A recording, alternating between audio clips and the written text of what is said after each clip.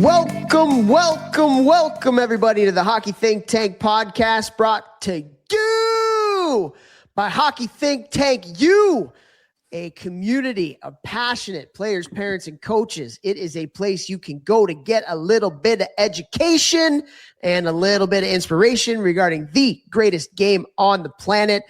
We just rolled out some cool things with Hockey Think Tank U last week, and I'd have to say thank you, everybody who joined Hockey Think Tank U over the past week or so. And man, this community is going to change the game, and we are so blessed and so thankful for all of you to join this, to share your ideas and knowledge and perspective on the game, and connect with so many passionate hockey people around the world, making the game better. And if you love our podcast too, we have all of our best podcast clips from previous years, all categorized for coaches, parents, players, and youth hockey leadership. And the reception of the past week since we've added that has been just absolutely incredible. So if you're not a part of the community yet, go to httU.thehockeythinktank.com and join, guys. It's been a blast. And now we are going to bring on the talent, the Tat Man, the Lost Tooth, good people, company, Jeffrey J. Vecchio. Vex, what's going on today, brother? What's up, cuz? I'm just trying to fight back the coughs right now, man. Got the black lung? Got the black lung pop. My wife went out to California and came back with a nasty cough that she then gave to little Sophie girl and myself. So it's like the daycare flu, but it's like the influencer flu. Oh, God. Got me good, man. Got me good, Pop. Dude, I so loved this podcast that we did on scoring goals. Talking about scoring goals, it's like the most fun thing that we could ever do. Yeah, we were buzzing on this one. This was one of those episodes, and I think this happens a lot when it's just the two of us, but like an hour or whatever it was went by, and I was like, holy crap, an hour went by. Just like in the zone talking some hockey.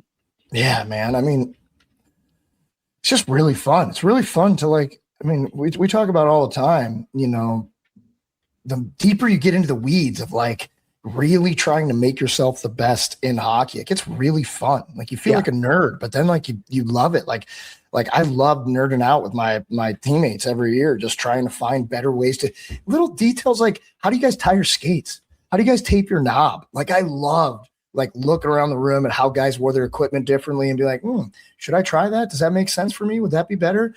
You know, and obviously doing an episode specifically on scoring goals. How can we score more goals? Yeah, thank you. Let's go. It's funny too to not contradict what you said, but to add what you said. It's funny because we get into the weeds on some things here, but at the end of the day, what's the thing we talk about first?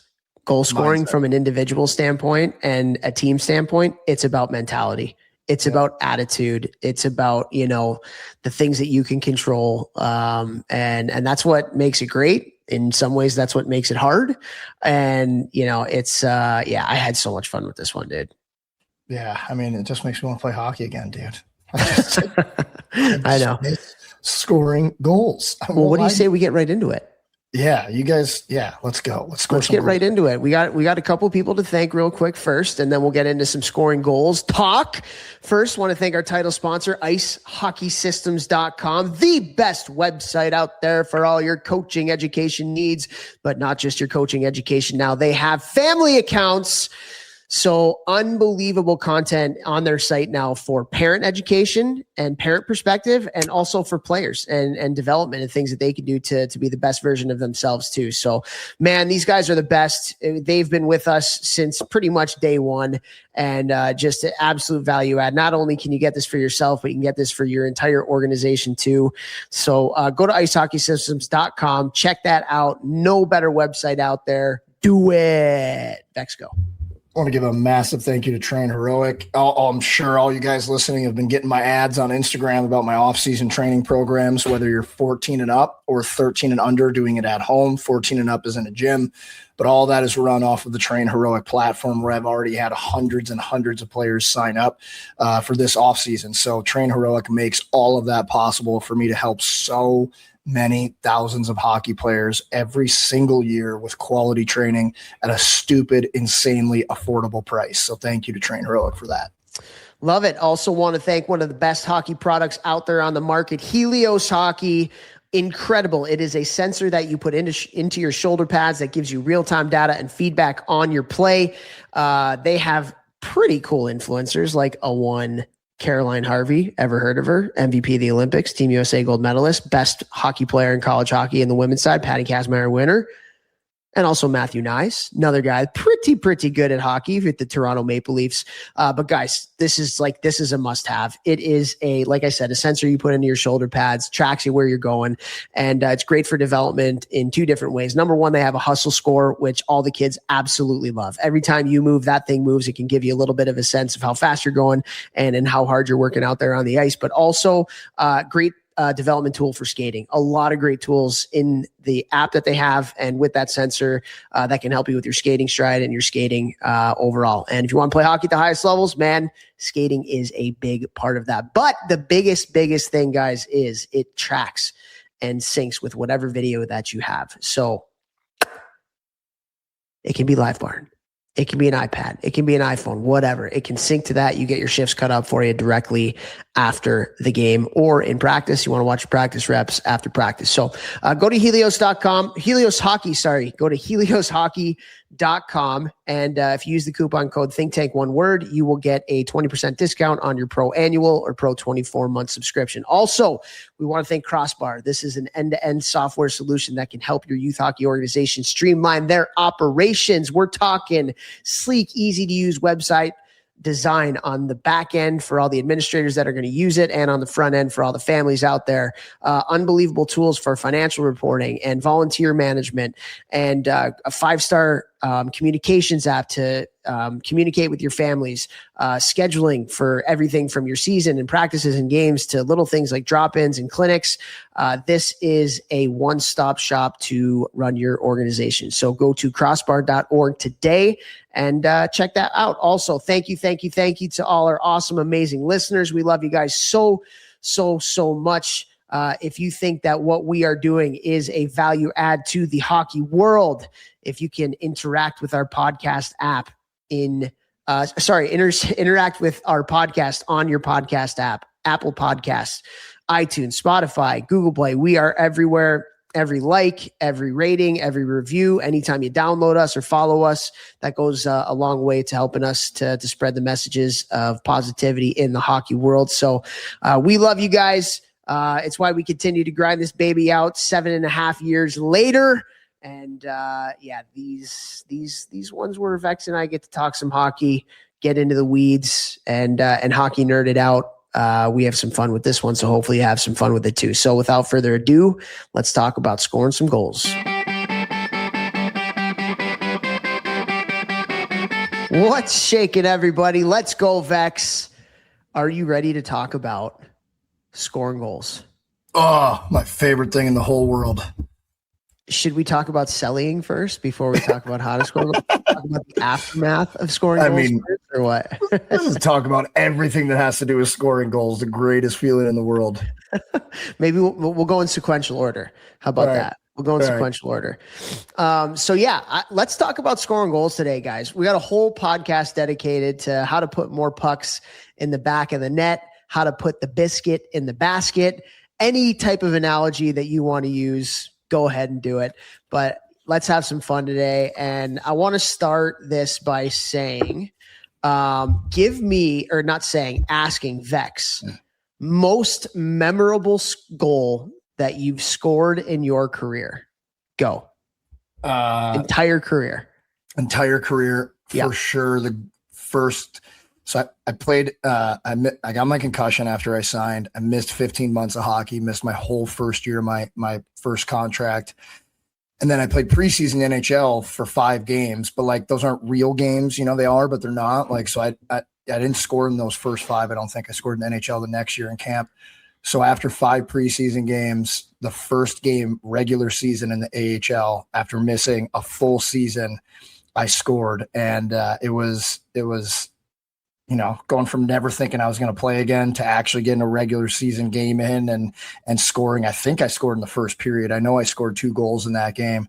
And usually everyone who knows me, like when I score, I go nuts because I had an injury in juniors where they misdiagnosed me like 3 times. It was just kind of all over the place. And I was like, wow, like that last goal I scored last year could have been my last goal ever. And I was like, you never know when your last goal is going to be. And so I would just always get so excited to score from then on. And so after thinking I was never going to play hockey again, scoring 2 goals in my first AHL game, but that first one especially, I cried on the bench. There was like, our coach was almost crying behind the bench. The guys were like, going nuts and happy for me that been with me for the past couple of years in the AHL. So for sure it was that one just because of the circumstances. Very cool.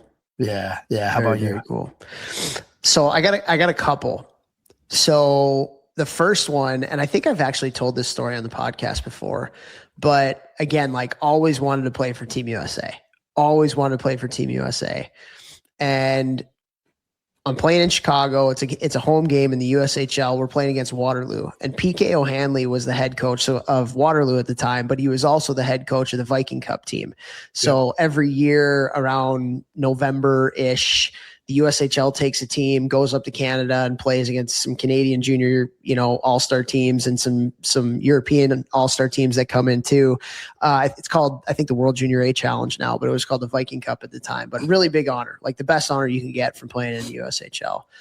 And I knew it was my last year because I was committed to Cornell to go in the next year. And I was like, man, like I really want to make this team. And so we're playing against Waterloo, and it's like a week or 2 before they're doing the selections. And I scored a goal earlier in the game, and I had 2 assists, and then came overtime, right? So I get the puck. It's a 4-on-4. It was 4-on-4 overtime at the time.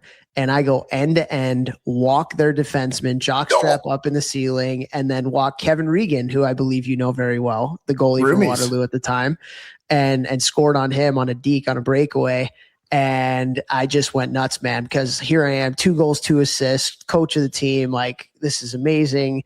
And so that was like really, really cool for me. And then the next game we played, overtime again. And we're taking a face-off in the offensive zone. So I'm a lefty, and it's on the left-hand side. So like on my backhand side. So what did I do? I walked the center. I go forward, walk the center, go in on the goalie to my backhand goal. So 2 games in a row, 2 OT winners right before the selection of the roster to go up. Still didn't make it. It's just like, oh my God, what else do I have to do to do that? So I thought that was an interesting one to talk about, but that one certainly fueled me to, let's just say it fueled me, motivated me. But I think the coolest goal I ever scored. So for anybody that doesn't know, so I played college hockey at Cornell. And Cornell's crowd is, if it's not the best in college hockey, it's in the top 3. Western's probably up there. Actually, Michigan's probably up there. North Dakota's probably up there.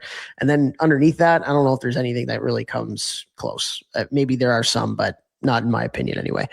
And so it was double over. Was it overtime or double overtime? It's my freshman year playing against Clarkson in game 2. We had won game 1, and this was to send us to the ECAC semifinals. And so I got a pass from, actually, it's like my teammate, roommate, was in my wedding, who passed away, Ray Sawada. He, Cam Abbott, who, unreal guy, caused a turnover. Ray came in, got the puck, and I found the little sweet spot in the slot. He fed me, and I put it, over the goalie's shoulder to win in overtime. And the coolest part was, it was the last game of the year at home because the ECAC semifinals were in Albany at the time. But the coolest part is that the last home game of the year, the crowd rushes the ice. And so I score that goal. The team goes crazy. We're going to Albany, and the fans rush the ice. So like there's 1,000 fans on the ice out of, the 4,000 or whatever was in the building. It was just like one of the coolest things I've ever been a part of. And then actually the next game, the semifinals against Vermont, we won 1-0. I scored that goal too. And not a big deal. I don't score many goals. I'm an assist guy, but like those are memorable ones to say the least for me. Yeah, I mean those two in juniors. That's so awesome.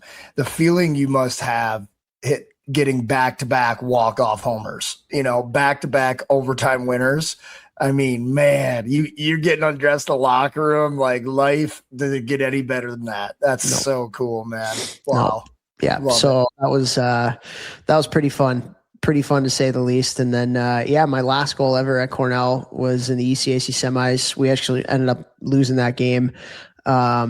But same thing, my buddy who passed away, he gave it to me on the power play back door and put it in. So just biggest goal of my career and last goal of my career, my man, Ray, up in heaven. He was the guy that fed me. So, and I was usually the one feeding him. Like, he was more the goal scorer than I was. So just kind of funny how it all worked out that way. Man, so cool. So cool. God, I'm feeling like the feelings you get after you score a goal right now, dude. That's so cool. God, you know what else? Just scoring goals.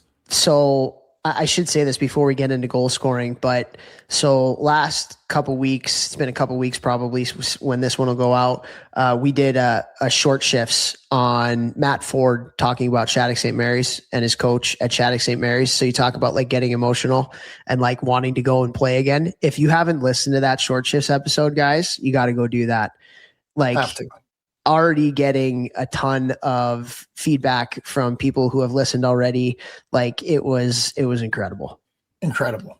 Absolutely incredible. One of the best short shifts episodes we've ever done. I think it's hands the best. Down. I think it is too, honestly.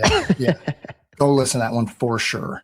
All right, let's talk some goal scoring. Let's talk some actual goal scoring. And I'm excited to do this one here today. And hopefully you guys can take some of the stuff out of here. If you're a player, to use it in your game. If you're a coach, to use it in your tactics or even some of your practice plans with the way that you're going to set up your drills and practices and things like that. But, goal scoring, the first thing that I wanted to talk about, man, is when you think about goal scoring, I think the first thing you need to think about is mentality. Mentality first, tactics, habits, all that kind of stuff next.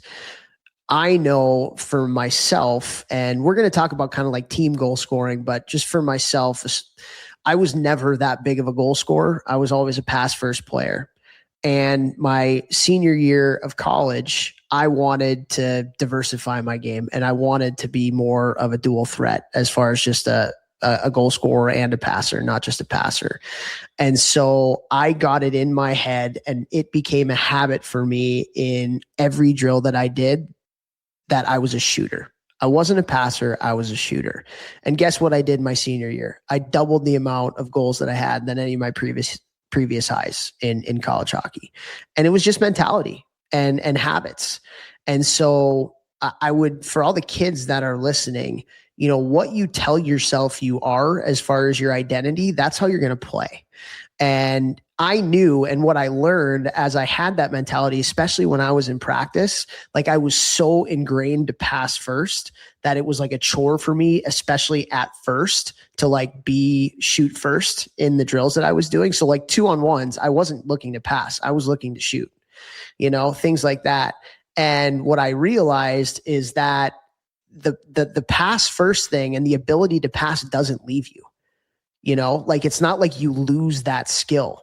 So if there was an opportunity where, even though my first thought was to shoot, that's how I was training myself.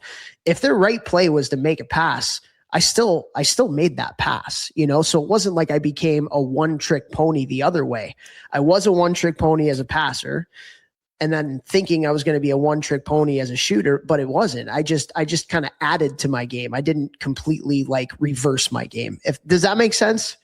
100%, because I'm also thinking about where you hold the puck when you're coming in, like towards the net.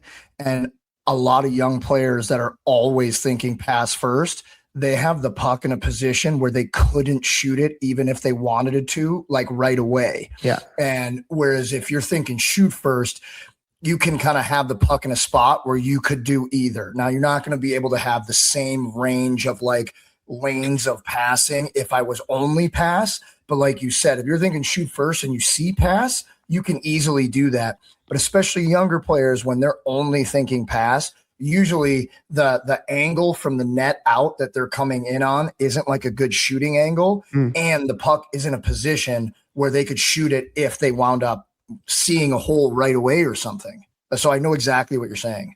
Cool. Yeah. And so just with that, and then just one other story quickly, and then we can get into some kind of team tactical type stuff.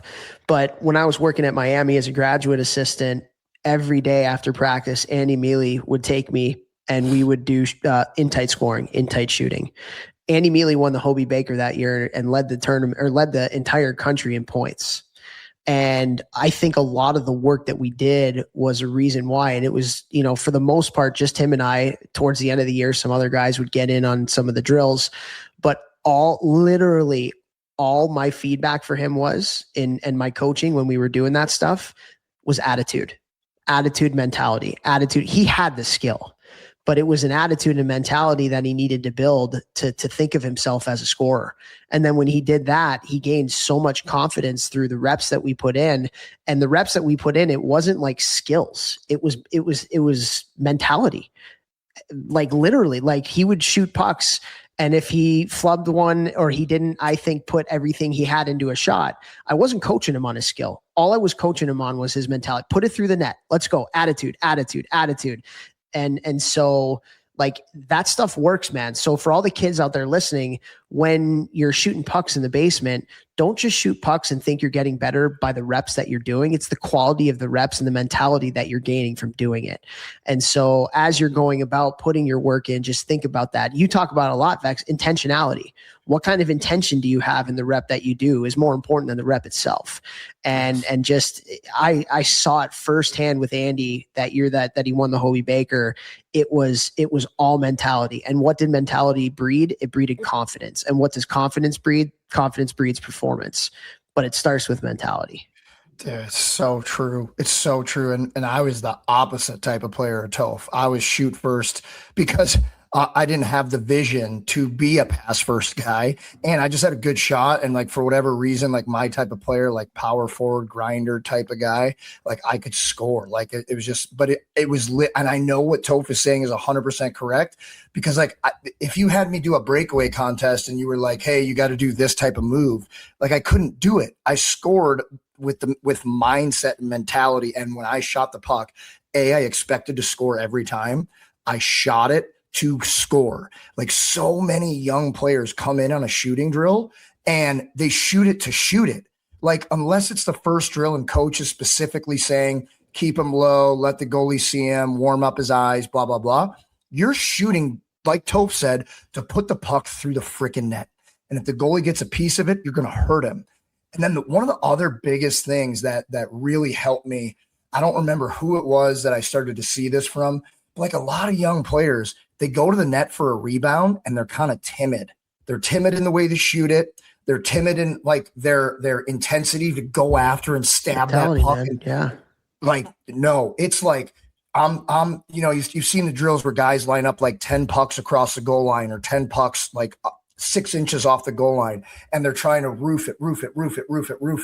It's like every time you're getting one of those rebounds around the net, you can't be timid. And I know this sounds like a duh, but all the coaches, all the players out there, watch when there's rebounds in practice and watch the intensity of guys trying to bury it. Like you want that puck. Like if you don't score, your life is going to end. And I promise you, if you start to have that mentality around the net and you just keep digging, like there's no whistle, you do not stop. You keep digging, you bury, you push the goalie, you rip it in there, and you make sure it goes through the net. And I promise you, if you start to do that in every practice, you will notice you will score way more goals around the net. Yeah. And I would say another thing that can add to like upping the mentality too, and you'll love this and probably did this a lot, but create competition with that stuff. When you have competition, the intentionality goes way up. And so like when Andy and I and another player or two would do some of these in tight scoring drills, we would create games and competition. And like you want to score more when you want to win, especially when there's something on the line. 100%. And you and the goalie, like, and I know it's a little different because, like, well, we did all these without a goalie, so none of this was. So just so the listeners know, none of this was with the goalie in the net. It was all mentality building with the goalie outside the net, and it was putting it through the net. I didn't want him thinking about placing pucks or this or that. It was just mentality. So, just so, as an adage, I didn't want to cut you off there. Sorry. But no. Yeah. And I was saying, like, and if it's you and a goalie, always make it a competition. Always. Like I've talked about on the show many times, in college, I got to be a way better goal scorer for the rest of my career because I just started asking the goalies questions. What are you seeing in my shot?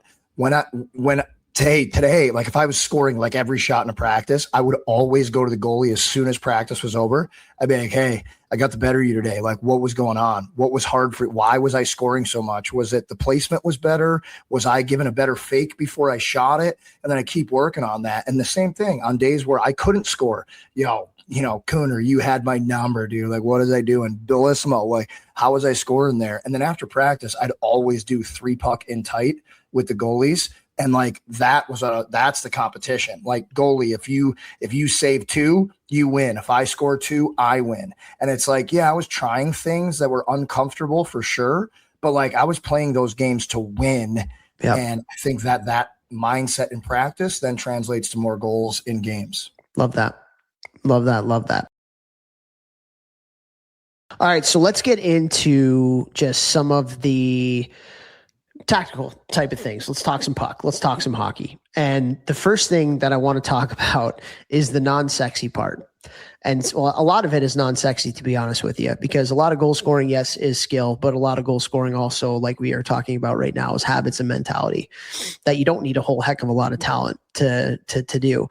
But first things first, you want to score more goals, have the puck a lot, particularly in the offensive zone. And how do you have the puck a lot? You play really well defensively. It was funny. I was going through for our Hockey Think Tank U community and going over like old podcast clips and stuff like that. And one of them that I ran across was Caroline Harvey. So everybody knows who KK Harvey is now after that Olympics and the Patty Kazmaier and all that. But she talked about like my offense comes from being better defensively. Like I want to have the puck, and the faster I kill plays, the better I am defensively, the more I'm going to have the puck and be able to do the things that I love to do.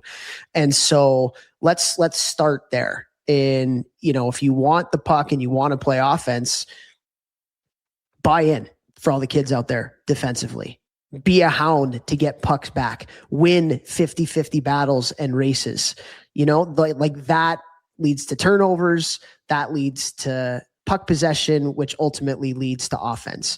And then with that, one of my favorite stats, and if you follow me on social media, you have seen me post about this multiple times over the past couple of years, but one of my favorite stats in hockey that they're tracking in the NHL is the amount of goals scored within 5 seconds of a turnover. So Western Michigan has the puck, Cornell gets it back, we score within 5 seconds. Why do they keep that stat? They keep that stat because offensively in transition, if you can attack before the other team gets into their structure, your likelihood of a scoring chance and a goal goes up so much. When a team is in their defensive structure, it's hard to score. Like the higher the level you go, it's genuinely hard to score when the other team is in their structure.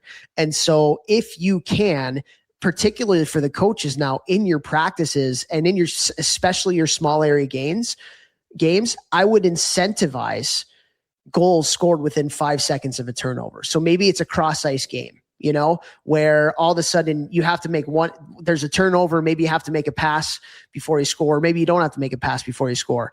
But if you score a goal within 5 seconds of a turnover or a change of possession, that goal is worth 3 points instead of 1 point. And again, it gets into the mentality, right, of we're going to attack off broken plays and we're going to attack quick in transition. So playing well defensively matters, even in offense. And also, if you can attack fast in transition before the other team gets into their structure, that's huge. And that could be on the forecheck. That could be in the neutral zone. That could even be in the defensive zone where there's a turnover. All of a sudden, one guy flies. You know what I mean? So I know I just put a lot out there. Let's just start with you. I want to hear from you first on the defensive side of it and what you think about that as far as scoring goals. And then we'll get into the transition. Well, my favorite part that you said there is for the coaches, make it like a 3-point goal if it's within 5 seconds. Again, coaching that mentality, it's so important. And I see so many younger teams when they practice, and I'm not talking like young, like, middle age, I don't know, 12 to 18, where they do things in practice that just aren't game-like at all. And when we're talking about scoring, like Toph said, it's a mentality, and it's this thing that you like, especially they keep that stat for a reason. It's really hard to score when the team in the D zone is set up in their defensive zone structure, whatever that may be, especially if they're swarming down low. It's really hard to get like quality scoring chances in. So the better that you can attack and get that quick turnover, and your mentality is bang, bang, we turn it over, we go right away, and try and bury. That's way more game like than, I'm going now, I'm dangling, now I turn away. No, it's not the sexy stuff. You're not dangling there. You're trying to get there quick. It's so important, especially like, dude, college hockey defensively, at least when we played, maybe it's not as you were in college hockey 2 years ago, but like in the CCHA, when I played college hockey, if a team got set up in their defensive structure, it was so Forget about it. Hard. Yeah. Bro, down low, especially in the neutral zone. Oh my God, man. It was so much harder to score, infinitely harder to score. So what Toph's talking about, like implementing a drill like that, I couldn't love that more. Do you love it, Jeff? I love that. All right. So that was kind of like the first thing was mentality. Second thing was like, hey, if we want to score goals, let's not forget about defense here. The better defensively we play and the harder we are in our battles, the more we're going to have the puck. And let me say one more thing about that. It's not defensively, but it kind of goes along with it. Like when I was younger, and I tell my guys in the gym this all the time who are like midget, AAA and below. When I was younger, when I look at young players play hockey, I think that when you're younger, it's like, okay, if Toph has the puck, I'm going where I want to go. And it's like, Toph, it's your job to get me the puck. But when you get to like higher level hockey, it's kind of the opposite. Toph has the puck. It's on me to find the lane, to force him to give it to me right away. So I have to constantly be thinking, where can I go to help him get me the puck? And then the next guy's doing it till we get a shot on the net, right? And so with that mindset of like, it's on me to get open. When I was younger on the breakout as a winger, I would just start flying the zone, like not like all the way, but I would just start getting way too far away from my D man. And so if I did get the puck, I was already skating into the other team's D, which then, I'm not gonna be able to make a play in advance and get to the net. So like, I don't remember what coach beat it out of me, but was like, hey, quit being lazy. If you just skate a little bit harder back on the transition and come out of our zone from a little bit deeper, A, you're going to give yourself a better lane to get a pass. B, when you get that puck, you're going to have way more time and space before you run into the forechecker or the D-man who would be pinching on you. And it made my game offensively like go, because I stopped like being jammed up because I was being lazy, thinking I was going to do something that would help me offensively. But like Toph is saying here, you got better defense, you get more offense. It's the same with like the transition when you're breaking out. Wingers, get lower, take that extra 2 seconds and 10% more effort to get lower to support your D, because you're going to give yourself way more time and space to get your head up when you get that puck, make a better play. And when you do that in the D zone, it's going to keep rippling down into the offensive zone, which is going to lead to more offensive chances just because you got deeper on the breakout. Yeah. Interesting. I like that. Okay. So with that, I'm going to pivot a little bit here from what I was going to talk about, because I was going to talk about something a little bit later in the episode, but there's two things. So I watch a lot of hockey and I watch a lot of goals particularly. And there's two things that I keep like coming back to and seeing in a lot of these goals that I'm watching. The first one is anticipation. Like the best players in the world are so good at anticipating. And I feel that kind of goes along with some of the things that you were talking about there, like understanding the sequences and the patterns of the game, and understanding when to jump, how to get to spots to jump, things like that. Connor McDavid, there might not be a better hockey player ever at it than Connor McDavid. And the fact that he's so fast, that leads to a whole lot, right? But like anticipation, when the turnover happens, finding the hole, how to get to spots on time, like just that hockey sense and anticipation. That's one thing. And then another thing I'm seeing a lot of now, Vex, like really, really seeing a lot of, and this is something I feel like we need to really start teaching again, is puck poise, having poise with the puck. The amount, especially right in front of the net, of like a player, there's a rebound right there, and instead of like stuffing it right into the goalie's pads, they're going to take it and they're going to take it to their backhand and put it in, or they're going to wait that extra half a second, for the goalie to make a move and then put it somewhere. Or even if you're passing it, right, like drawing a person to you, and then that's giving time and space to the person that you're passing the puck to, because that defender is now coming to you. Boom, you've just created time and space for them.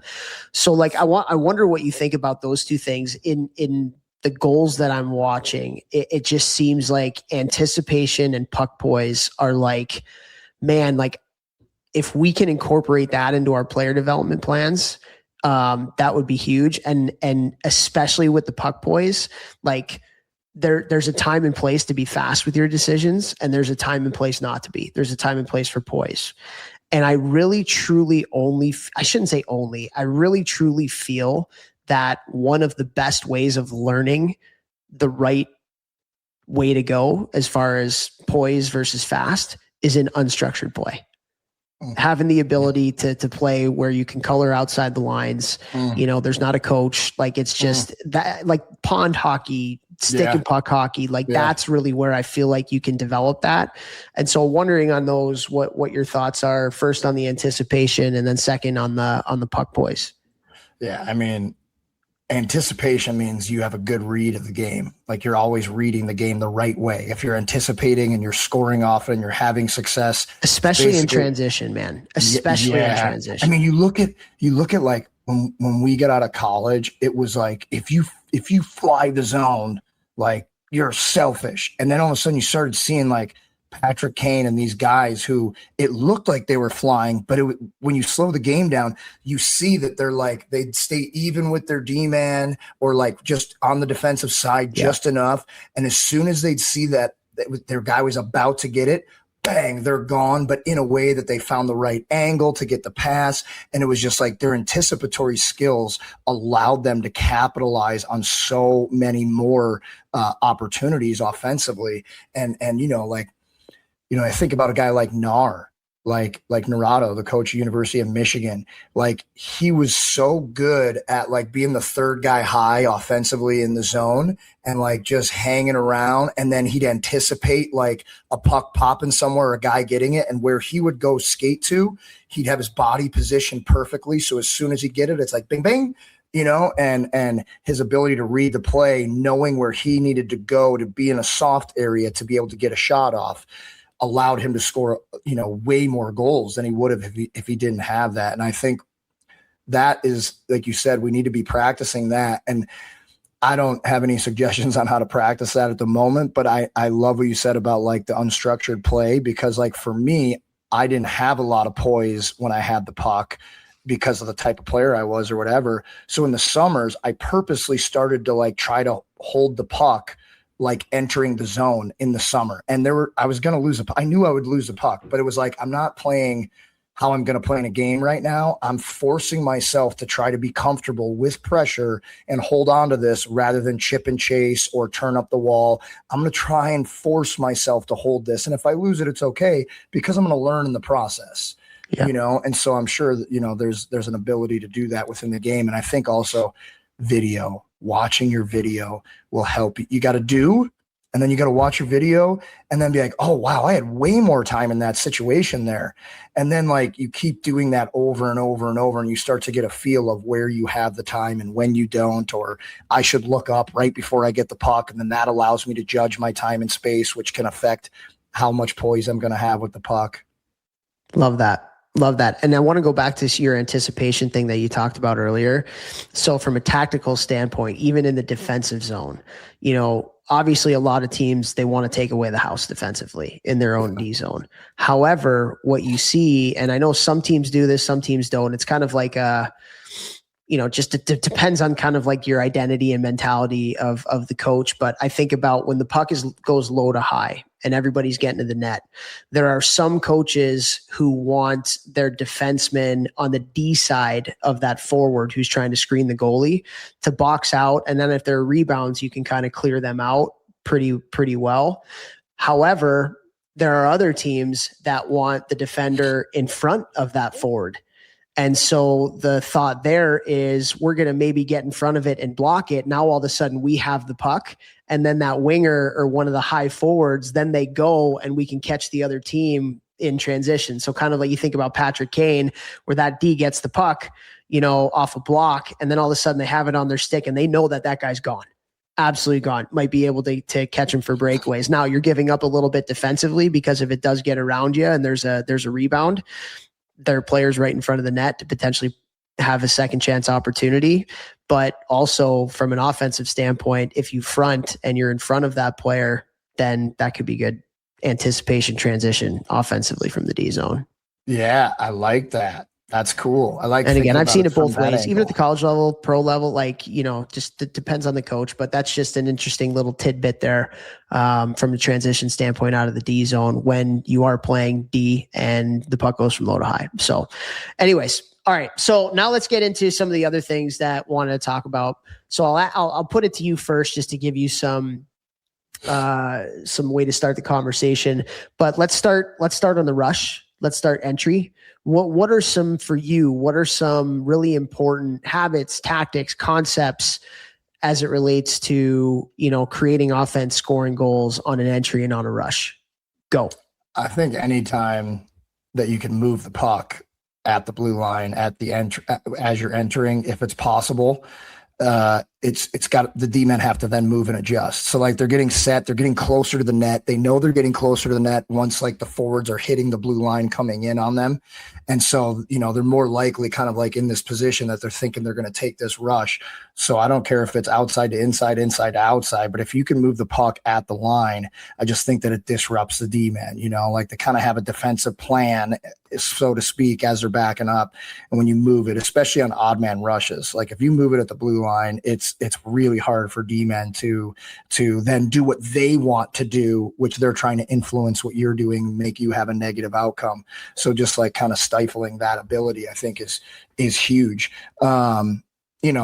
Having somebody drive the net, for me, like little things, if you're the guy driving the net, drive through the D-man stick. Lift his stick as you're going past him. Do anything you can. If the refs are letting everything go in the game, run through their shoulders so they kind of turn a little bit. Because if they turn a little bit, they can't have good stick pressure. You see that a lot. A little bit of interference with the driver. It's unselfish too. Most players won't do that because it doesn't show up on the stat sheet. It's not like a sexy thing. You actually have to be thinking to be able to do that in the moment. But if you start doing that in practice all the time, you're going to notice you're helping your teammates score, and you're making things easier for your teammates, and you're going to the net. So it might be off your sticking in, you might get a rebound, whatever. But like anytime you're driving the net, you should try to do something to mess with the D-man who's closest to you. 100%. Yeah, totally. So I'll take one of the first things that you talked about there, and that's making a play kind of like at the blue line upon entry. I think the best kinds, and you're hearing a lot of coaches talk today, if you can enter the zone with the puck in the middle of the ice and then kick it, that goes a long way to creating time and space on the entry. So what that means is you hear it a lot: get off the wall, get off the wall, get off the wall. So a player catches the puck with a pass at the red line. We want you to take your first couple steps where? To the middle. get to the middle. Anytime you can get to the middle of the ice, it's going to help to create some confusion, some chaos. There might be a switch. There's got to be communication with the defensive players, so get that puck to the middle. And when you think about an entry, if you get the puck in the middle, what does that do? Well, that means that the defenders, the people accepting the rush, where do they have to respect? They have to respect the middle of the ice because it's the most dangerous part, right? So both defenders are probably going to come to the middle, which is going to do what? That's going to open up space on the outside. So we enter in the middle. If they don't respect you, which they will at the higher levels of hockey, you just get a breakaway. But like if they do respect you, now we kick it to the outside. Now, again, you've just created better conditions for the puck carrier because you've sucked those D to the middle. You kick it out. Now they have half a second more time and space than they would have, if you're just on a straight line, carrying the puck along the wall. So if you can get that puck to the middle. Now, I think there's two different types of getting the puck to the middle. The first one is before the red line, which is what we just talked about. Get the puck, before the blue line, which is what we just talked about. So we get a pass from the D. All right, let's get off the wall, get into the middle. So the D, they get to the middle and then we kick it to the outside. The other one, and again, a lot of this has to do with no back pressure too. If there's a lot of back pressure, it's a lot harder to get through the middle. That's why, again, defensive hockey, important. If there's no back pressure, it's a lot easier to get the puck to the middle. The second one is a little bit more, and Nar used to call it like attack the opposite D. So we get into the zone after the blue line, and then we cut to the middle. And I think I have Stan, my Bantam coach, in my head, the Russian guy, cut to the middle, that's all he would talk about. If there's no gap, get to the middle, get to the middle, get to the middle. And what does that do? Again, that creates switches, that creates confusion. The D have to communicate. Is the one D going to stay with you as you cut to the middle? Or is he going to leave you and then the D partner is going to pick you up on the opposite side? Again, like it just creates confusion. And also, what does it do when you cut to the middle? It allows for some time for your next wave, your F3 or your first D getting up the ice to get up the ice and be a part of the play as well. And so just getting to the middle on an entry, extremely, extremely important. The second thing that you said, you got to drive. You have to drive the net. If you don't have a net drive, you are easy to play against as a team. And so every drill, there has to be somebody driving the net. And if it's the middle player, that's even better. Some coaches, they want their D really involved. They'll even drive two players to the net. Both forwards will go to the net. And then what does that do? That opens up space behind for your D that's coming up in the play for a second wave. And then I think what's best, I shouldn't say what's best because it depends on the situation, but if you can get a really good net drive, what does that do? That takes the defenders towards the net. What does that open up? That opens up the second wave. And a lot of this came from when we had Daryl Belfry on our podcast, and he told us that every elite player in the NHL has an elite delay game. Every elite player in the NHL has an elite delay game. So they understand how to stop, maybe suck people to you, open up space for that second wave coming up. And I think that's huge. I think that's absolutely huge. And again, like teams are taught defensively, back check as freaking fast as you can back. So a lot of times that's an overcorrection and people are over back checking. You watch the game, they're over back checking back into the house. Well, what does that do? That opens up space up top again for that second wave. And so, get the puck to the middle, have a driver. If there's an opportunity for a delay where you can, suck people to you and find the second wave, that's ultimately on entries, great ways to create offense and score goals, especially in transition. Love that. And if you're a young player listening to this, be the guy, obviously you have to be in the right spot, but be the guy who drives a net, because if you want to get noticed, especially in the younger ages, because not everybody's doing it, you do it, everyone notices. And even if you're not the guy who scores, the player who does score usually would not have scored unless you drove the net and changed the defensive structure and all of that stuff. And guess what? Every coach, every scout, everyone who knows hockey in the building knows that. Even though you didn't score the goal. And even if you didn't get an assist, everyone who's there watching the game at the higher levels, the scout and stuff, they all know that. And everybody wants those guys. Yeah. Like Pronger was talking about recently. Yeah, grit, man. Like, what's the saying? If you want the bakery, what do you say? If you want bakery or bread, go to the bakery. If you want donuts, go to Dunkin' Donuts. You want to score goals, get to the front of the net. It's cool. Not as sexy as I would have put it, but you're pretty close. Yeah. Well, let's hear it. I think if you want bread, you go to Panera. If you want donuts, you go to Dunkin'. If you want goals, you go to the damn net. Okay, there we go. But honestly, you talk about like a habit that's really good. And this is something that you can do in practice as a player or as a coach. You hold your kids accountable to that. Like when you're doing skill drills at the beginning of practice, or flow drills, whatever you want to call them. After you shoot the puck, you stop at the net, you play out the rebound for the next player, and then you sprint back to your line. That should be a staple. That honestly should be a staple because it's just great habits all around. And like, how many players are playing in the NHL today? It's probably one or two per team who really aren't that skilled, but they go to the net and they have their stick on the ice. It sounds so simple, but like they put in 30 goals because that's hard to do, and not everybody's willing to do it, and they just do it. Not to say they're not skilled at all, but like right. They're not out kicking their coverage. Right. And so that's like an effort thing and a mentality thing, like Toph said, a mindset thing. So if you're a young player and you're trying to take hockey as far as you can, start adding that into your game, even if you're a skill guy, because now you're adding another layer that makes you harder to defend. And if you're not a skill guy, then you better be doing it because, you want to keep moving on. You better be able to do things like that. Yeah. Well, I have a clip.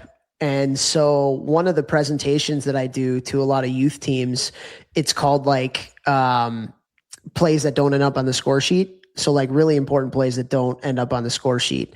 And so it's Brad Marchand, and he's the middle driver. And Brad Marchand's what, 5'8" on a good day? Probably, would you say? You played with him in Boston. Yeah. I wasn't usually bringing out the height measuring stick in the Let's shower. Call him 5'8". Okay. Let's call him 5'8", just like I was 5'4" in the program. So I have a clip of him when he was playing in Boston, driving the net, and he stops in front, and it's the same thing. It's a delay where the puck carrier delays and then hits the defenseman that's coming up in the second wave. And what does Brad Marchand do? He stops right in front of the net, and it's a great clip. They're playing against Florida. Aaron Ekblad, who's 6'3", 6'4", just a beast of a human being, 2 Stanley Cups, just tough players, tough as nails. He's trying to get him out of the way. Marchand stops in front, takes the beating, and then I pause the clip when the defenseman's getting ready to shoot the puck, and Sergei Bobrovsky is the goalie for Florida, and he's on his knees, and literally, like, he can't see anything. He can't see anything with the battle that's going on between Marchand and Ekblad. And so I think it was Brandon Carlo that ends up scoring the goal, not necessarily a skilled guy, but Bobrovsky, one of the top goalies in the world, if he's able to see that puck, even if it's a scoring chance, he's probably going to save it. But because Marchand, 5'8", 5'9", is willing to stop in front of the net, create a screen, get a little bit of a cross check, all that kind of stuff. Carlo ends up scoring that goal. Now, does Brad Marchand get a point for that? No, Brad Marchand doesn't get a point for that. But I guarantee you that play is in the Monday morning video. And the coach is showing that as this is what we need. Like, this is the type of mentality that we have to have as a team, because if a goalie can see it when you get to the older ages, chances are they're going to stop it. 99 times out of 100, if they can't see it, your chances go way up. Goalies at the higher levels, guys, they're so good. It literally doesn't make sense sometimes. Like, it's actually like when I shoot on Dobie or Joseph Wall, like, Tyler Parks, even the D1 guys now, like you think you got them dead to rights, and they make it look easy. They are so That's actually a really good point, Vex. Like, I don't know if kids understand at the higher levels of the game how good these goalies are. Like, they're all so big. They're so big. So big. They're and they you can't see the net on most of them now. They're so good with their angles, because remember, it's also now what your eyes see. It's what the puck sees when we're talking about scoring goals. Yep. There's a difference between when I'm looking at the goalie, if my stick is, blade facing the net, what I'm seeing hole wise is not what the puck is seeing.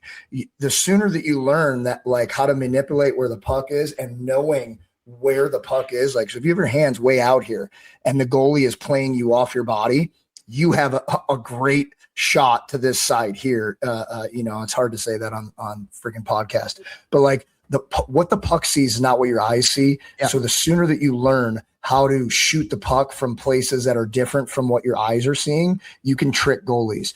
But when you're older, dude, these guys, they take up the whole net. You come down on them. You think you're almost see something. No, I see nothing. And then if you do beat them with like a backhand move or something, all of a sudden a 25-foot leg comes out of nowhere in the splits and their glove is taking over the rest of the net. And you're like, I thought I just beat you.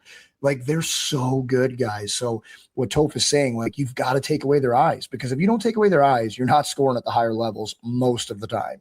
Yep.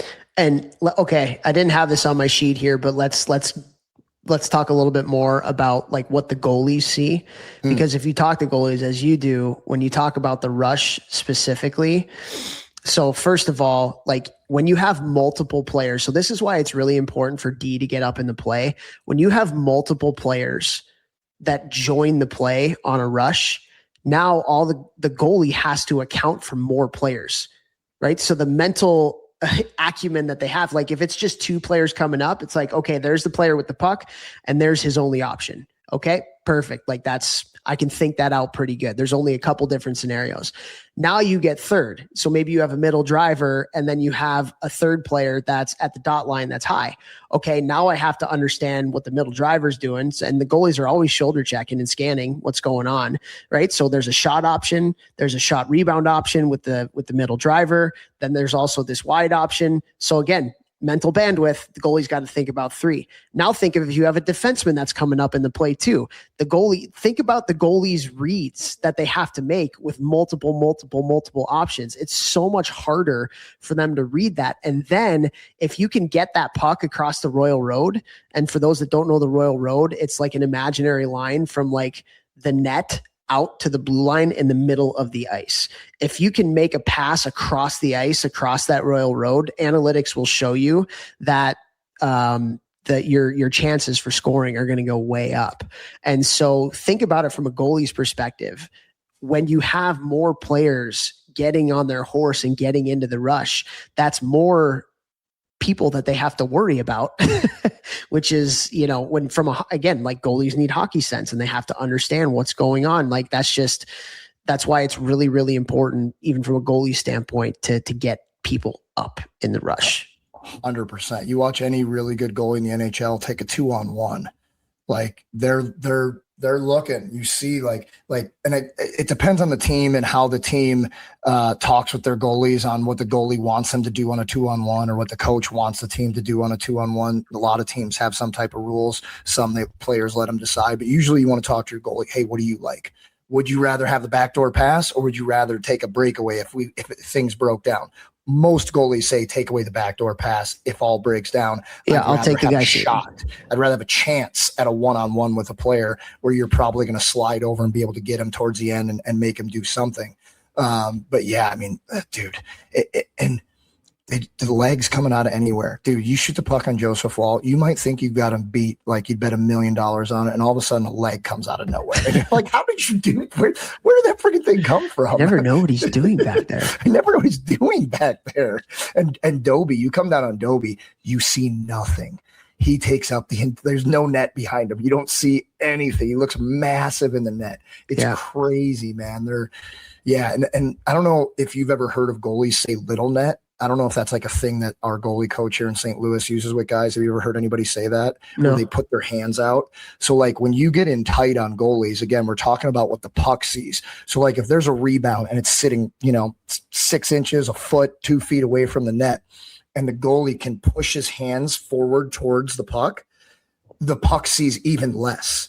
So like even in that situation, and like when goalies started doing to me, I would lose it on them because you little netted me, because I thought I could, get it up in tight. And instead of them trying to save the puck back here, which the puck has more room to find the net, they're pushing their hands forward, which is like a goalie cutting the angle down, and the puck sees almost nothing. So you got to learn about and watch what goalies do in tight, because if they're pushing their hands out, that's a scenario where you would try to have poise, like we talked about earlier, and pump fake, pull it a little bit, change the angle, and then, put it upstairs. Awesome. I love that. Yeah, no, I never heard of that little net thing, but that might sense. Be just like what our goalie coach says here, but yeah. I used to hate it when they'd say to me with that. Like, little net, I hate that thing. I like it. All right, one last thing just on the rush, and we won't get into it, but again, this is something that you can do in practice, but having the ability to shoot through sticks and shoot through defenders, changing the angle of your shot, whether it's a pull or a push. I know Nart talks about that a lot. But again, D are getting so good on the rush at stick on puck when you're trying to shoot the puck. Like, how many shots per game get jammed up by a defender and go up into the netting that you see at the higher levels? Like, it's multiple ones. So finding a way to get around that defender stick, great habit. Like, if you can in practice, don't just shoot pucks, but have a token defender there that has a stick, and you got to shoot it around them. Huge.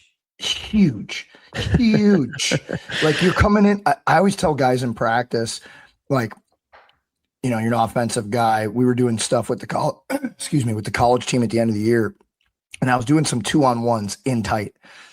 And at first they were trying to tippy tappy, make the perfect play. And I'm like, no, guys, this is we're turning, like you were talking about. It's almost like we're simulating. We popped out of the corner and we have a really small angle to get to the net, and you can't go way up high because there's going to be guys there in the game, and it's got to be quick. And I care about you getting a shot, because this is tough. We're trying to be quick. And so in those scenarios, you get a shot through the D-man stick or whatever. Now you got a rebound opportunity too, hopefully. And now you're going to get hopefully 2 chances because you're able to shoot through a stick. If you can't shoot through a stick, as you get older, one-on-one D-men are really, really good. It's really hard to make a D-man look stupid the higher levels you get. So sometimes you've got to just find that lane to use them as a screen, which makes it harder for the goalie behind them. You see a lot of guys in the NHL shoot through, make a move, shoot through a stick, and it's it starts low where it's coming through the D-man, but it ends up high on the goalie. And since he didn't see the shot coming, he goes down and boom, it's up there because he couldn't see the release. So learning that skill of shooting it through a guy is super important. That is huge. All right, I have 2 movie lines for you. I saw you laughing. What? So the first one is when you said boom. So I don't know if you're going to know this movie, but it's honestly one of the greatest undercover movies of all time. Bold statement. And it's Dan Aykroyd. He's the one that's saying the line. And he's like, what if we did boom, boom, and then kaboom? We saved the kaboom for the finale. Is that Blues Brothers? No, it's not Dan Aykroyd. Who? No, what movie is that? Sergeant Bilko. I don't think I've ever seen that. Oh my God, that's such a good movie. I got to put that on the list? Steve Martin. Oh my God, Steve Martin is so good at that. Yes, you have to watch that movie. You will absolutely love that movie, Sergeant Bilko. And the other one is, you said Tippy Tappy or Tappy or something like that.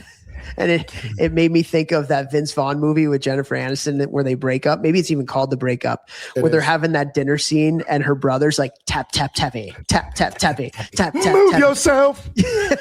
And Gary on the kick drum. Come. Gary on the kick drum. Come. Dude, what a great scene. You don't mess with the guy when he's getting his fruit. What is that funky groove on with his bros? Move yourself. So good, you have to live your life or whatever it is. Yeah. Oh my God. Anyways. All right. So see Sergeant Bilko. Great movie. Wife's Away. Still out of town? Or is she back? Oh, back. Oh, she's back. I was going to say, if she's still out of town, then watch that movie tonight. But yeah. Okay. Anyways. All right. Let's move on here. Now we're just going to talk about the offensive zone, the O zone. Okay. First things first, guys. And again, we're starting with the very, very basic, but basic does not mean unimportant. And I would say this is the most important thing as it relates to scoring goals in the offensive zone. And that's traffic. You have to have somebody in front of the net. We already talked about it. When a goalie can see a shot, at the higher levels of the game, they're going to stop it.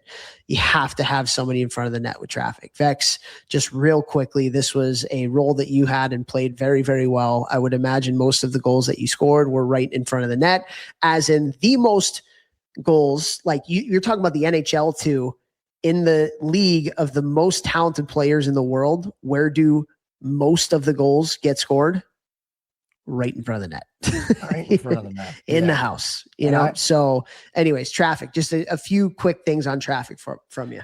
Well, I just look back on my career in the US, like pro and college, and I could have been scoring before I got to Europe, I scored a lot of my goals, like, shooting, shorthanded goals, like there's a lot of shooting. And as I kept racking up more and more concussions, like I stopped cutting to the middle because like, I was like, if I cut to the middle and I get dummied, like my game could be over and I'm never playing again. So I was like, well, if I go to the net and I'm always the guy who's at the net and I tell everybody I'm going to stay at the net when you get the puck to pull a D-man with me and also create traffic. So if you shoot it, I'll get a rebound, I'll tip it, whatever, and you're going to have more space in the offensive zone. So I just started going to the net and playing there all the time. And I literally scored 95% of my goals the last 6 years of my career. And look at my numbers. I scored a lot of goals in Europe. And like they were all in front of the net. Check the stats. Check elite prospects, boys and girls. All right. But like, again, the puck always has to go to the net. Even if you have a sniper on your team and he's shooting it on the power play, the puck has to go to the net. If you're standing there, it might go off you and in. So you don't even need to be skilled, right? If he doesn't score, the puck drops. You're there for the rebound, right? Like there's so many, you kick it over to your teammate who's open for the empty netter as there's a scrum. There's so many reasons why if you want to score or you want to get points that you should go to the net because the puck has to go there for it to count as a goal. So it's just as simple as that. Being unselfish, taking away the goalie's eyes is just going to help your teammates score more and also create more rebounds, which means you're going to score more. Get to the net.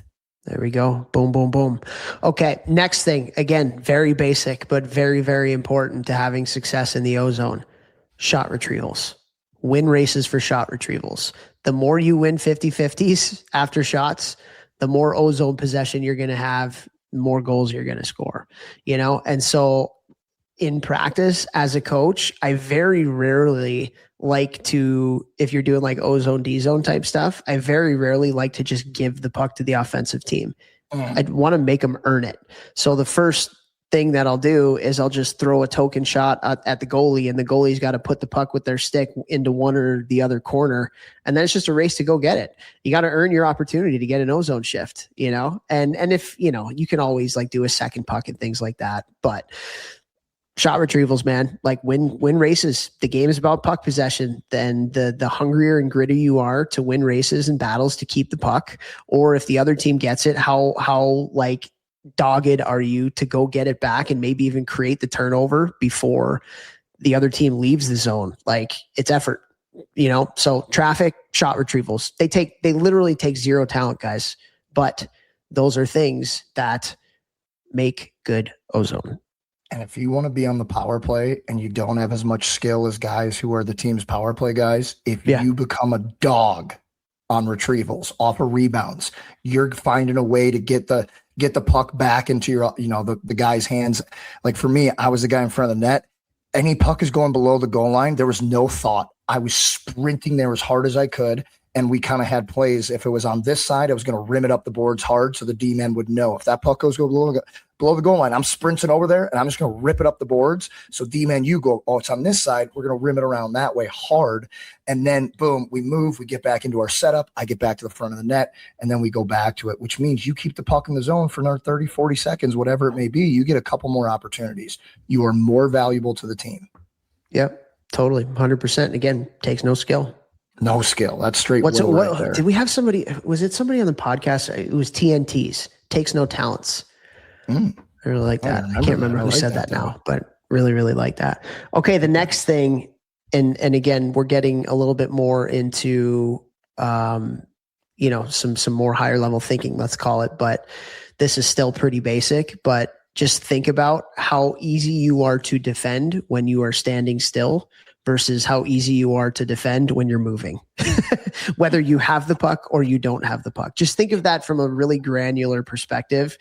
as a defensive player. If I'm going against somebody who's stationary, well, that's pretty easy to understand where that player is, and I can mark that player.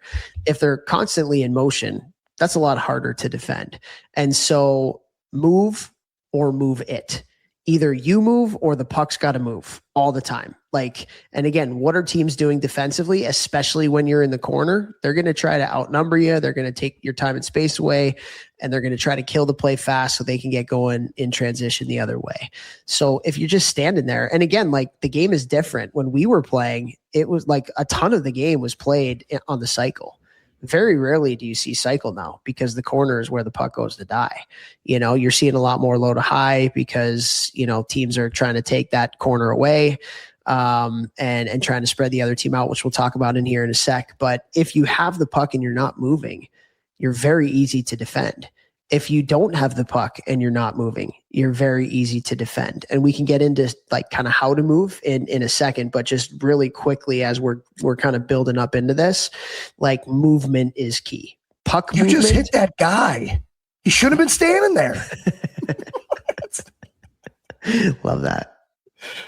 Well, also, an object in motion stays in motion. So like if you're trying to get open or whatever it is, and you're just standing still, like Toph said, easy to defend. You also have no like speed. You're starting from a complete stop, which is obviously harder than if you're moving. So if you need to jump in a hole and you've got some movement, it's a lot easier. You're going to get there quicker. You get there quicker. You got more time and space to get off a better shot. Yep. 100%. Next little thing to talk about is I think that the most important person in the offensive zone is F3. I think F3 is the most important person, and from a couple different perspectives.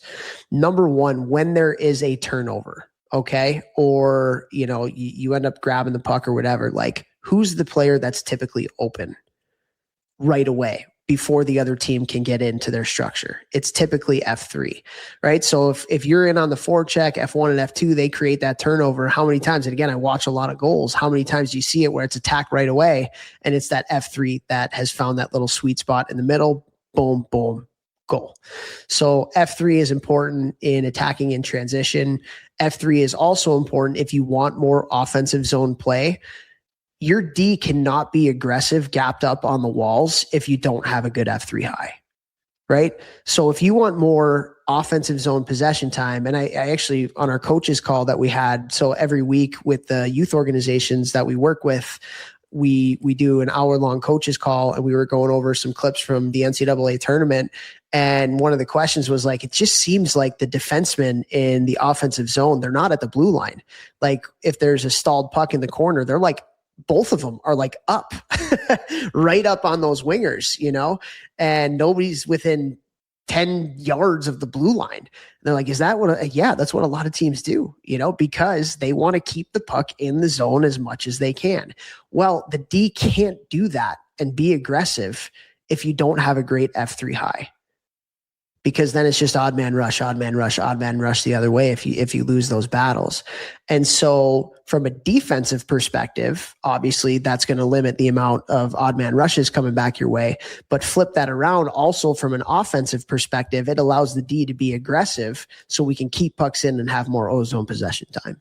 So true. Yeah, D-men aren't going to jump down if they don't think somebody's covering from in the back. And it's not just on the forecheck, it's in the offensive zone when you have possession too, or there's especially if there's a stalled puck in the corner, which is what most teams are trying to do defensively. And you see it all the time. Yeah. Yeah. And then you got, teams like the Chicago Steel who are doing the 5-man weave in the ozone in a real game. And you're like, how does anyone ever get the puck back from these guys or defend this? A few years ago, I remember watching a clip, and it was just one of the coolest clips I'd ever seen in hockey. It was one of their goals where they were just like, third man, D-man. What's going on? I don't even know. Well, we'll get into that in a second, because that's kind of like the positionless hockey, that a lot of people are talking about. But the other thing I want to talk about before that is just like changing the angle of the attack or changing the point of attack. So again, defensively, what are teams trying to do, especially when the puck's down low? We're trying to outnumber. We're trying to get that puck back fast. There's a lot of times where you'll see like 5 players that you can put a blanket over them if the puck's in the corner, right? And so what do you do? Again, low to high. What do? A lot of teams will just rim it, to the weak side, to that other D, and why? You're trying to spread the other team out, right? You're trying to spread the other team out because then there's more space out on the ice to be able to make plays, especially in the guts of the ice.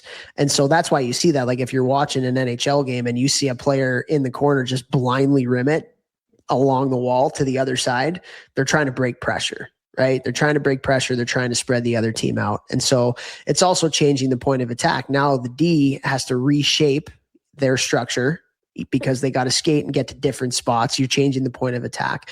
So a lot of times you'll see that low to high, change sides, goalie has to move, like there's a lot of different benefits that go to that. And if you can attack, that goes a long way. Another thing you're seeing a lot of is you're seeing that F3 pop really high and you're getting 3 players really, really high. Well, what does that do? That brings, and again, the defense is always going to, and like the way, people coach defensively is always going to change.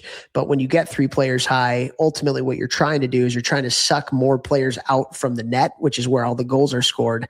And the more players down there, the less ability to kind of like get a puck through, or there's more defenders and things like that. So by drawing them out, now it's a 2-on-2 at the net instead of like a 3-on-3, which means more space for the players offensively. So is that something that, you talked about with coaches as you were playing? Well, yeah. I mean, anytime you can spread everybody out, it creates holes. You create holes, you create opportunities, and similar to what I was saying with me on the power play as a guy who would always go chase behind the net. Like we had a set play pretty much. It was like, and you've seen this with Nicholas Backstrom and Ovechkin. You see this with Kucherov and everyone on the Lightning.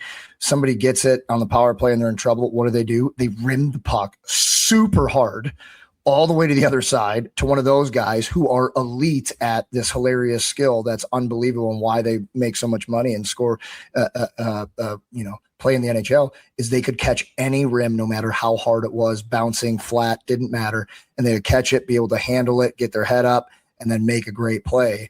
That's why the 2 guys have so many assists, is they get a ton off of that. And the team is spreading them out, which gives the puck to their best player. Now they have the spread outness for time and space and opportunities.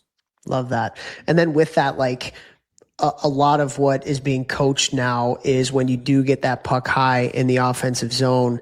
And so like a lot of people will call it the decision zone. And that's like when you get the puck, like past, if you're skating the puck up towards the blue line and you get past like the hash marks, what do you do? Whose guy is that? You cycle it back down around the net, which is really good to have net presence and have traffic, because if the play is to cycle it down, like you used to cycle it to the corner, now you cycle it behind the net, and that net front guy will come and grab it behind the net and then try to make a play, particularly to F3 if they can, or the weak side D.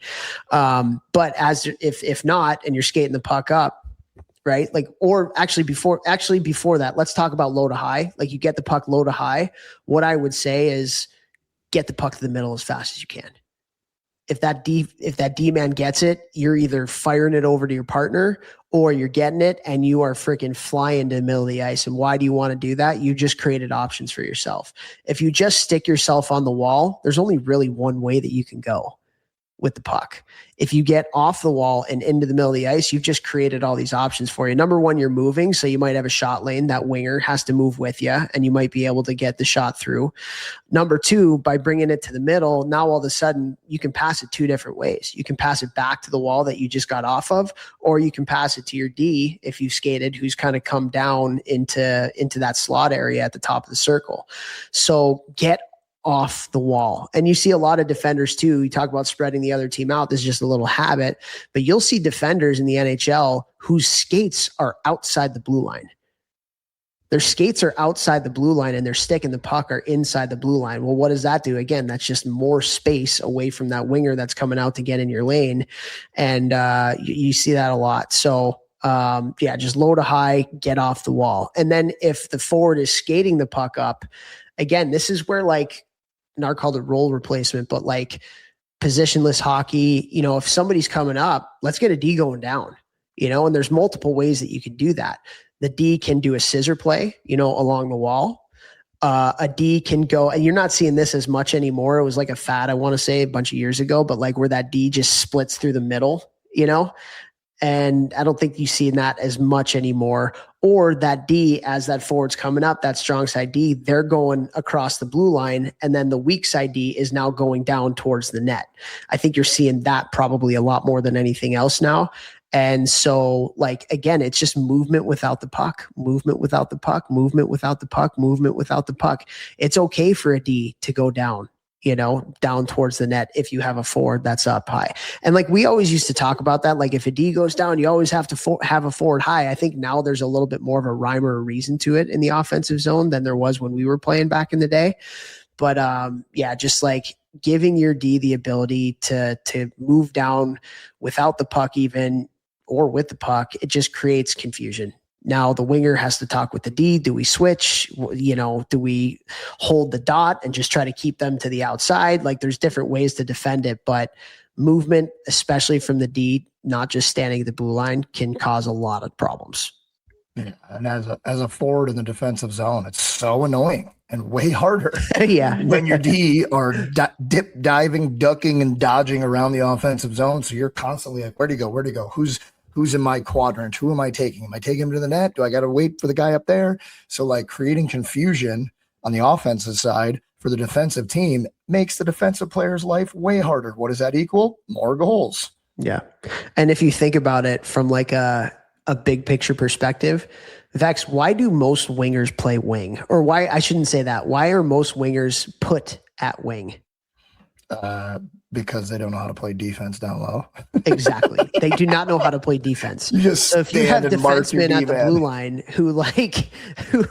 who are act like that, you're playing into offensively your hands, right? Because that winger typically isn't the best player on the team defensively. You're not going to put at the higher levels of hockey somebody at the center ice position who isn't responsible defensively unless they are, Connor McDavid, that good, or Connor Bedard, Right. they're going to score more goals than God. So, but yeah, just that movement and the ability to play positionless hockey, quote unquote, it's hard to defend. Absolutely hard to defend. So went through a lot here today. Over an hour on scoring goals, and hopefully you can take some of this stuff. Any parting words, Vechs? Anything you can work on in practice? Anything we didn't cover? What are some parting words for you? I just want to reiterate again what we started with, and everything stems from here and flows downhill. Is scoring is really, really, really important. It's a mindset and it's a habit. I believe it's a habit over and over and over. Habit, like rebounds and playing around the net, I believe is a habit. Mindset, shooting is more important than anything. Mentality, baby. Practice. You come down and practice, you are not shooting the puck to shoot the puck. You are shooting the puck to score every single time. And that's how you eventually become a better goal scorer is through that intentional practice. So dial it in. Let's go. Score some more goals, baby. Let's go. Woo.